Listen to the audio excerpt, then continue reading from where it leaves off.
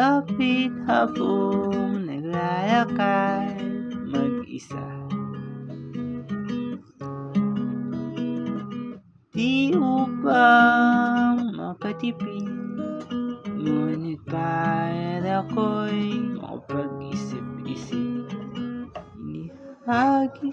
Inihagis ang buto at panoorin, lumubog hanggang sa pinakamalalim, habang hinayaan ang sarili malunod sa lungkot, malunod sa lungkot.